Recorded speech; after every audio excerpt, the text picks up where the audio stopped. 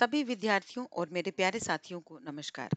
आज जब इस प्रदूषण के माहौल में हम सब की कक्षाएं स्थगित हो गई हैं, मतलब ऑनलाइन मोड में सभी लोग अपनी कक्षाएं ले रहे होंगे और बच्चे अपनी कक्षाओं में पढ़ रहे होंगे।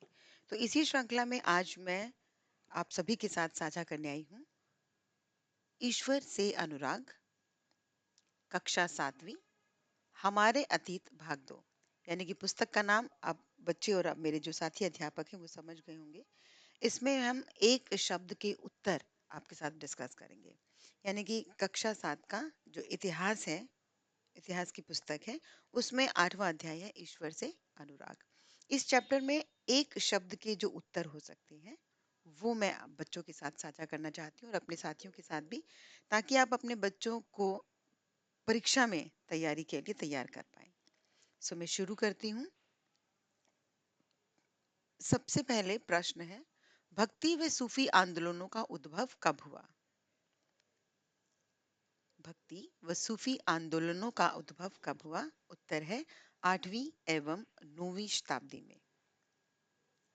सभी बच्चे इन प्रश्नों को ध्यान से देखेंगे और इनके उत्तरों को भी आप इन्हें याद कर सकते हैं। आपकी परीक्षा में तैयारी के लिए बहुत उपयोगी होंगे और मेरे साथ ही अपने बच्चों को तैयार कराने के लिए, जैसे कि मैं भी कह भी चुकी। दूसरा प्रश्न है, नयनार व अलवार कौन थे? इसका उत्तर है, नयनार शैव संत थे व अलवार वैष्णव संत थे। यानी कि नयनार संत जो है वो शिव की पूजा करते थे और अलवार संत जो थे वो वैष्णव यानी कि विष्णु जी की पूजा करते थे। तीसरा माफ कीजिए, नयनार व अलवार संत संख्या में कितने थे? तो इसका उत्तर है, नयनार संत संख्या में 63 थे व अलवार संत 12। चौथा प्रश्न है, तेवरम व तिरुवाचकम क्या है? इसका उत्तर है, नयनार संतों के गीतों के संकलन को तेवरम व तिरुवाचकम के नाम से जाना जाता है। और प्यारे बच्चों, मैं आपको एक और बात कहना चाहती हूँ। अगर आपने अपनी पुस्तक को ध्यान से पढ़ा है तो ये सभी प्रश्न वहीं से, उसी कंटेंट से जो है वो लिए गए हैं। पांचवा प्रश्न है, शंकर कौन थे? इसका उत्तर है, 8वीं शताब्दी में पैदा हुए एक दार्शनिक थे। शंकर किस वाद के समर्थक थे? इसका उत्तर है, अद्वैतवाद के। रामानुज कौन थे? रामानुज 11वीं शताब्दी में तमिलनाडु में पैदा हुए एक अलवार संत थे। और अभी हमने थोड़ी देर पहले बात की कि अलवार संत कौन थे? जो विष्णु की पूजा करते थे। 8वां प्रश्न है, रामानुज ने किस सिद्धांत का प्रतिपादन किया? और इसका उत्तर है, विशिष्टाद्वैत का सिद्धांत, विशिष्टाद्वैतवाद का सिद्धांत। 9वां प्रश्न है, वीरशैव आंदोलन किसने प्रारंभ किया? इसका उत्तर है, बसवन्ना, अल्लामा प्रभु और अक महादेवी। ये 3 लोग थे जिन्होंने वीरशैव आंदोलन का प्रारंभ किया। 10वां प्रश्न है, महाराष्ट्र के कुछ प्राचीन संतों के नाम लिखिए। और इसका उत्तर है, ज्ञानेश्वर, नामदेव, एकनाथ जी और तुकाराम।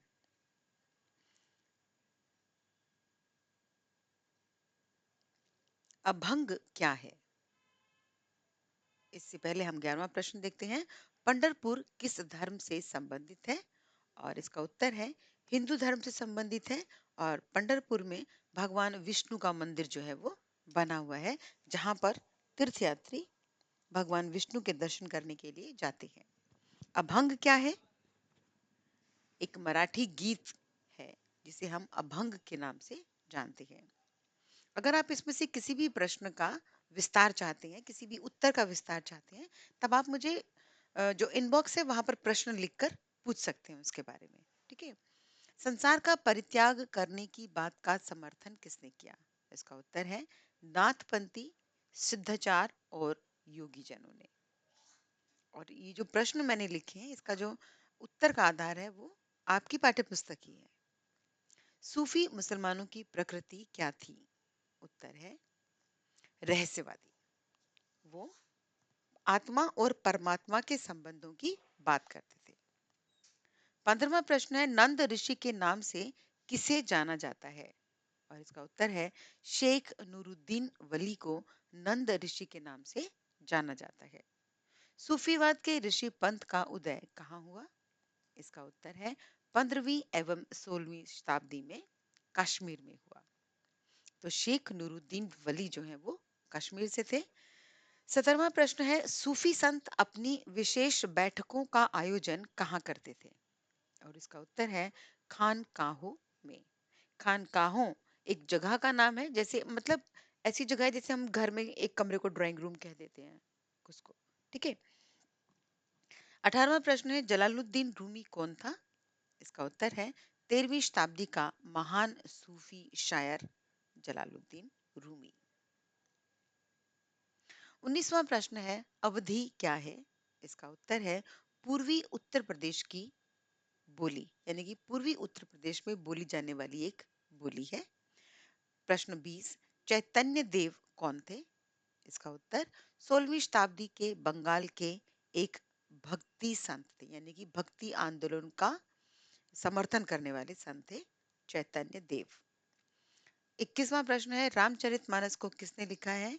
इसका उत्तर है तुलसीदास ने। 22वां प्रश्न है सूरदास की रचनाओं के नाम बताइए। इसका उत्तर है सूर सागर, सूर सारावली और साहित्य लहरी। अब 23वां प्रश्न नामघर क्या था?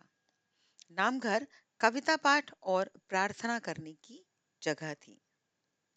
24वां प्रश्न नामघर की स्थापना किसने की?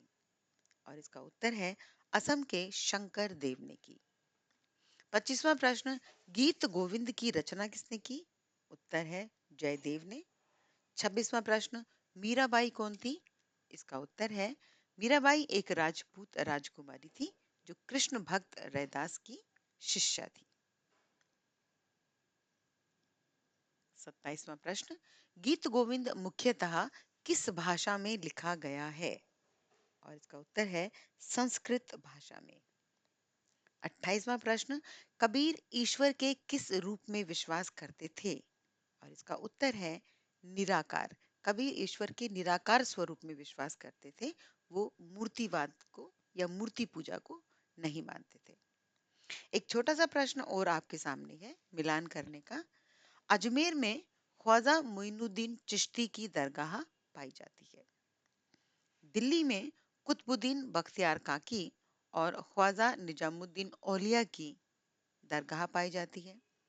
तीसरा प्रश्न, तीसरा जो पॉइंट है दैट इज पंजाब, और पंजाब में बाबा फरीद की दरगाह और गुलबर्ग में बंदा नवाज गीसू दराज की दरगाह पाई जाती है। अक्सर इस तरह के जो प्रश्न है वो मिलान करने में आ जाते हैं और ये वन वर्ड आंसर भी हो सकता है।